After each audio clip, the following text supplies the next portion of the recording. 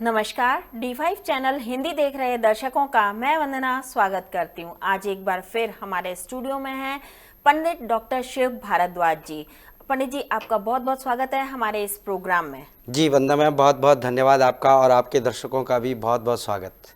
पंडित जी, आज नवरात्रि का तीसरा दिन है और हम तीसरे दिन जिन देवी की पूजा उपासना करते हैं हम उनसे आप आज उसी के बारे में बातचीत करेंगे। तो आप हमें ये बताइए कि तीसरे दिन में पूजा करने का क्या विधि विधान है। जी वंदना जी, सही कहा आप। तीसरा दिन माँ चंद्रघंटा का दिन है। नवरात्रि के तीसरे दिन माँ चंद्रघंटा का पूजन होता है। ये माँ दुर्गा की तृतीय शक्ति हैं। इनमें ब्रह्मा, विष्णु और महेश यानी तीनों की शक्तियां समाहित हैं।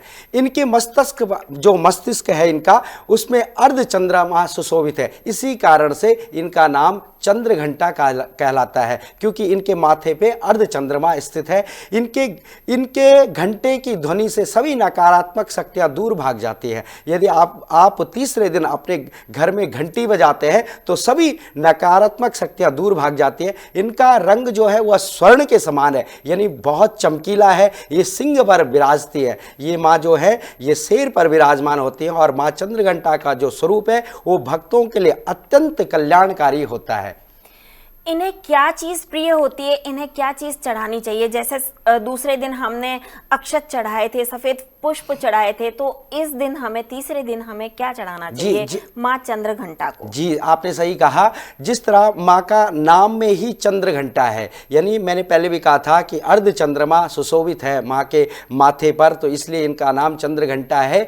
और इनको सबसे प्रिय है, यानी कि आप अपने घर में हलवा का प्रसाद तीसरे दिन आप हलवे का प्रसाद का आप भोग लगा सकते हैं माँ को। और जिस तरह से पूजन आप नित्य प्रति कर ही रहे हैं, लेकिन खास करके आप हलवे के प्रसाद का भोग लगाएं तो माँ बहुत प्रसन्न होती हैं। जी जाते जाते पंडित जी, आप हमारे दर्शकों को तीसरे दिन की वास्तु टिप जरूर दें। जी आपने सही कहा। जिस तरह मैंने कहा कि माँ का नाम है चंद्रघंटा और घंटा शब्द यहाँ पर विराजमान है। यदि इस दिन तीसरे दिन आप अपने घर में, आपके घर में कोई भी वास्तु दोष है और किसी तरह का भी भ्रम की स्थितियाँ आपके घर में बनी हुई हैं या आपकी संतान या आपकी मनोकामना पूर्ण नहीं हो पा रही है, तो तीसरे दिन आपको अपने घर में घंटी का नाद करना चाहिए। यानी आपको घंटा अपने घर में बजाना चाहिए ताकि घंटा बजाने से नकारात्मक ऊर्जाएं जो हैं वो दूर हो जाए और सकारात्मक ऊर्जा आपके घर में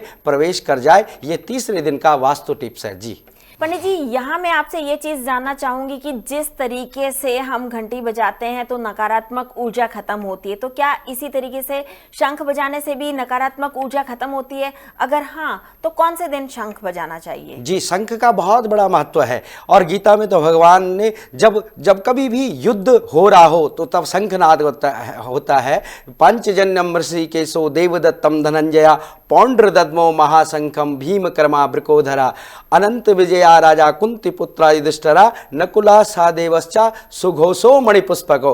गीता में भगवान जब महाभारत का युद्ध हो रहा था तो अनेक शंखों का वर्णन है। भगवान ने जो है पांचजन्य शंख बजाया था। तो शंख जो है, शंख के नाद से भी अनेक जो नेगेटिव ऊर्जाएं होती हैं, जो नकारात्मक शक्तियां हैं वो दूर हो जाती हैं। और जिस घर में शंख का नाद होता है वहाँ हमेशा पॉजिटिव एनर्जी व्याप्त होती है। और वास्तु में तो हम हर बार बताते हैं कि अपने घर में घंटी का नाद और शंख का नाद यानी घंटी बजानी चाहिए, शंख आपको अपने घर में जरूर बजाना चाहिए, ताकि आपके घर में अगर कोई भी नेगेटिविटी है तो वो हमेशा के लिए दूर हो जाती है। जी